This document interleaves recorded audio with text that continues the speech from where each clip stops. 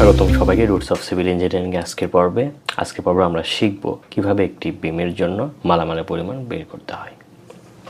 এখানে আমরা সেকশনটিতে দেখতে পাচ্ছি এখানে দুই ধরনের মালামালের পরিমাণ বের করতে হবে, অর্থাৎ আরসিসি ওয়ার্কের ক্ষেত্রে এবং এমএস বারের ক্ষেত্রে। এখানে দেখা যাচ্ছে 5টি 5 সুতার রড রয়েছে।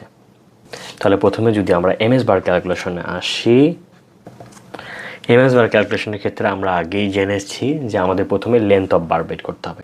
আমি সংক্ষেপে এটাকে এল লিখলাম। লেন্থ অফ বারের ক্ষেত্রে এখানে উভয় দিকে কোনো ক্লিয়ার কাভারের কথা বলা নেই। যদি বলা না থাকে তাহলে আমাদেরকে ক্লিয়ার কাভার ধরতে হবে না। তার টোটাল যে দৈর্ঘ্যটা সেটা আমরা দেওয়া আছে এখানে 15 ফিট লম্বা, প্লাস আমরা যদি ক্লিয়ার কাভার দেওয়া নেই তারপর আমরা জানি যে বিমের রড ব্যবহার করা হলে উভয় পাশে হুক ব্যবহার করতে হয়। তার মানে এখানে এটাতে উভয় পাশে হুক রয়েছে, তাহলে হুকটি আমাকে যোগ করে নিতে হবে। হুকের ক্ষেত্রে হুকের সূত্র আমরা জানি 210D ডায়া, তাহলে 2 10 অর্থাৎ 210 এবং ডি ডায়া আমাদের দেওয়া আছে যে 5টি 5 সুতার রড, কিন্তু যেহেতু একটা আমাকে কিসে আছে ফিটে বের করছি আমরা, তাহলে সুতাকে আমরা প্রথমে কি করব, ইঞ্চিতে নিয়ে যাব। যদি 5 সুতা থাকে তাহলে 5/8, যদি 8 দ্বারা ভাগ করি তাহলে এটা ইঞ্চিতে যাবে।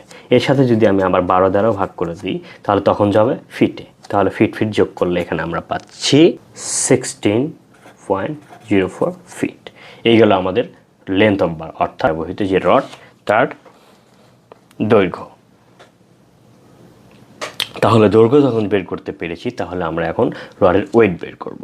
রডের নাম্বার আমাকে আলাদাভাবে বের করতে হবে, কারণ এখানে বলেই দেওয়া আছে 5টি 5 সুতার রড। তাহলে ওয়েট অফ বার অর্থাৎ রডের ওজন, প্রথমে আমরা সূত্রটি বসে নিই। আমরা জানি ওয়েট প্রতি ফিটের ওজন গুণন দৈর্ঘ্য গুণন নাম্বার, এটা হলো আমাদের সংক্ষেপে সূত্র। তাহলে এখানে সুতা স্কয়ার ভাগ 24 এবং এর সাথে দৈর্ঘ্য এবং এর সাথে যুক্ত হবে সংখ্যা। তাহলে সুতা এটা ছিল হলো 5 সুতার রড, তাহলে 5 স্কয়ার ভাগ 24 গুণন লেন্থ অফ বার আমরা পেয়েছি 16.4504 ফিট গুণন সংখ্যাটি কত 5টি, তাহলে আমরা পাচ্ছি 83.55 পাউন্ড। এবং দ্বিতীয় অংশে আমাদের যেটা বের করতে হবে তা হলো ব্যবহৃত মালামালের পরিমাণ, অর্থাৎ আরসিসি ওয়ার্ক। তাহলে আরসিসি ওয়ার্ক যদি আমি এখন করি, আরসিসি ওয়ার্কের ক্ষেত্রে আমাকে যেটা করতে হবে দৈর্ঘ্য গুণন প্রস্থ গুণন উচ্চতা। এই সম্পূর্ণ বিমের দৈর্ঘ্য 15 ফিট গুণনের যে প্রস্থ আমরা দেখতে পাচ্ছি 10 ইঞ্চি। যদি এটাকে আমরা 12 দ্বারা ভাগ করি তাহলে ফিটে যাবে, এবং উচ্চতা 20 ইঞ্চি। তাহলে 20কেও আমরা 12 দ্বারা ভাগ করব, তাহলে আমরা টোটাল আয়তনটুকু পাচ্ছি 20.83 CFT। এই গেল আমাদের, এটা হলো ভেজা আয়তন।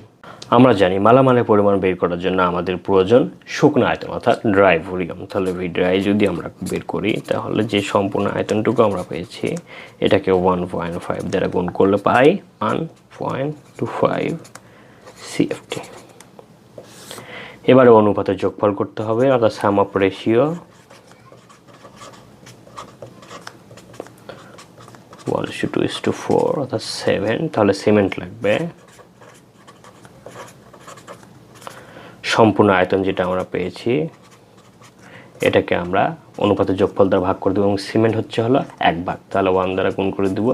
তাহলে এই মানটা যেহেতু সবগুলো ফিটে আছে তাহলে এখানে কি সিএফটিতে আসবে। তাহলে আমরা জানি প্রতি ঘন ফুটে সিমেন্ট লাগে 0.8 ব্যাগ। যদি আমরা গুণ করে দিই তাহলে পাই 4 ব্যাগ। একটু সামথিং আসবে, সেটাকে আমরা রাউন্ড ফিগারে 4 করে নিব সিমেন্ট। এরপর হচ্ছে হলো স্যান্ড, এটাকে আমরা 7 ভাগ করে নেব, এবং সিমেন্ট আছে 2 ভাগ 1:2। এটা হলো সিমেন্টের অনুপাত, তাহলে এটাকে 2 দ্বারা গুণ করতে হবে। এটা হলো বালির অনুপাত, তাহলে এটাকে আমরা 2 দ্বারা গুণ করে নিলে পাই। এবার আসি খোয়া।